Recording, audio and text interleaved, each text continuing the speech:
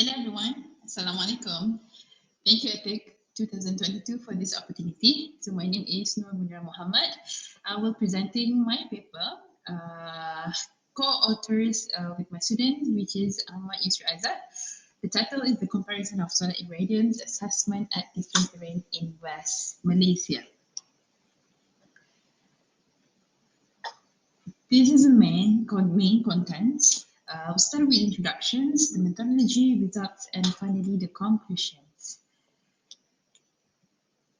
So when we talk about the renewable energy, we will touch the 17 Sustainable Development Goals. So this paper is touching the number 11 of the Sustainable Development Goals, which is the Sustainable Cities and Communities. A little bit background of this paper. The Malaysian government has set a big goal in increasing the percentage of renewable energy, which currently Malaysia produces about 2% of electricity from the renewable sources. And there was a statistic showing that the increment of the renewable energies uses in Malaysia from 2019 to 2022, and it aims to reach at 20% penetration rate by 2025. So in general, Malaysia has a strong solar generation capacity because we set in the equatorial and it's very hot and sunny weather during all during the years all along. And solar power generations has a capacity up to 6,500 megawatts. As a result, there are many large-scale solar or LSS and rooftop solar are viable options for solar deployment in Malaysia. And study shows that Malaysia, generally in Kuala Lumpur itself, have an average energy output range from 1,600 watt per meter squared to 1,170 watt per meter squared, and it's actually higher than other Malaysian states. So because of this, because of the different locations, similar with the solar irradiations that generating solar energy as well. At different sun locations, solar radiation varies with geographic latitudes, time of day, and seasons. And PV panel should be mounted at required tilt angle and orientation. So seldomly we understand that when we want to install the solar panels, the calculations of the tilt angle and orientation is very important. So these two, orientation and tilt angles, are the main criteria in calculating the solar radiations that reaching the surface of the PV model.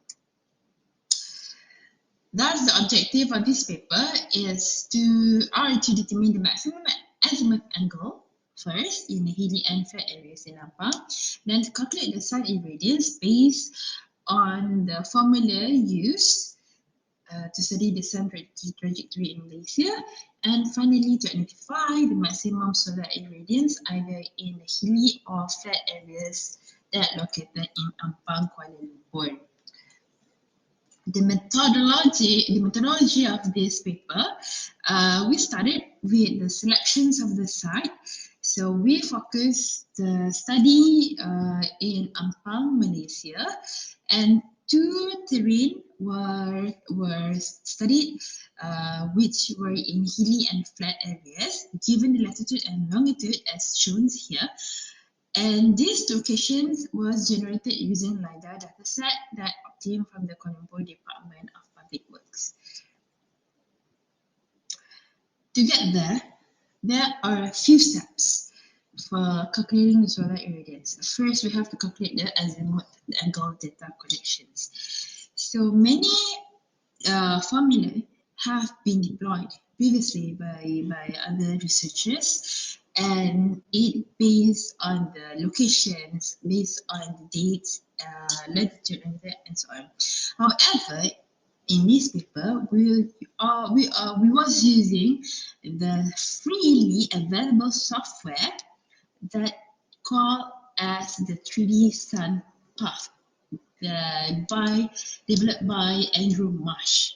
So this software able to generate data annually and daily on the azimuth angles based on the different dates, times, latitude, longitude, and seasons. So figure 1 is the face of the software. So basically the steps has been shown in figure 2.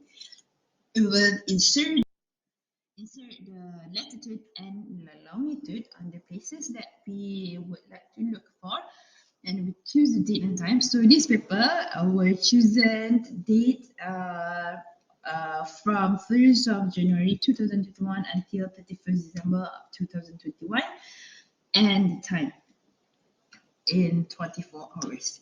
So, and then choose the date by seasonal and then include the locations. Then data, annual and daily table can be generated as well as the azimuth angle. Why to get this? Then we will go through for the solar irradiance calculations. So to get the solar irradiance calculations, there are three main criteria or three main importance formula that need to be obtained prior to the solar irradiance formula, which can be seen here in the formula. The ITT is the solar irradiance is the combinations of the diffuse, beam, and reflected solar irradiance absorbed by the detailed surface, which is the panels, the solar panels. So you can see on the right screen, so the beam solar irradiance also have its own formula because theta, and then plus with the diffuse solar irradiance, IDP, and finally the reflected solar irradiance.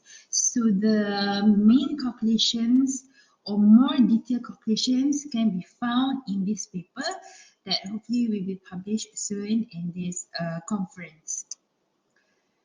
So what is important to get the azimuth angle? Because to get the beam solar irradiance, they have a theta calculation there.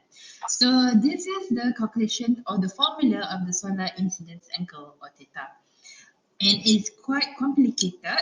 However, this is the famous formula that being used all around the world. And to get this, they have many signs, and one of it is the worm E sign. So the worm E sign is the surface of the azimuth angle that we obtain through the software, the 3D SunPath software. And in general, to get the theta, this is the theta surface coming with all the symbols in order to get the solar incidence angle. As far as concerned, these are the results being generated after insert all the data in the formula. So the first we got the tilt angle pattern. So basically both patterns for hilly and flat areas in Ampang are same. So this pattern shows the tilt angle on the positive and the negative side as well as at the 0 degree. So the positive tilt angles indicates that PV model surface is facing north, facing south, and the negative tilt angle indicates that it's facing north, and the 0 angle shows that it's not facing anywhere, but it has to be in a horizontal surface. And then through the formula, we could obtain the solar irradiance based on these three elements, which are beam, diffuse, and reflected. Obviously, we can see the difference between the patterns in hilly and the flat area. The hilly area gives statistically higher than the flat area for its irradiance. So mainly you can see here the beam solar irradiance are higher in the hilly area compared to the flat area, and incomparable for the diffuse and reflect, both given almost similar results here. So in average on the hilly area, the solar irradiance covered around 1,300 1,300 watt per meter squared per year.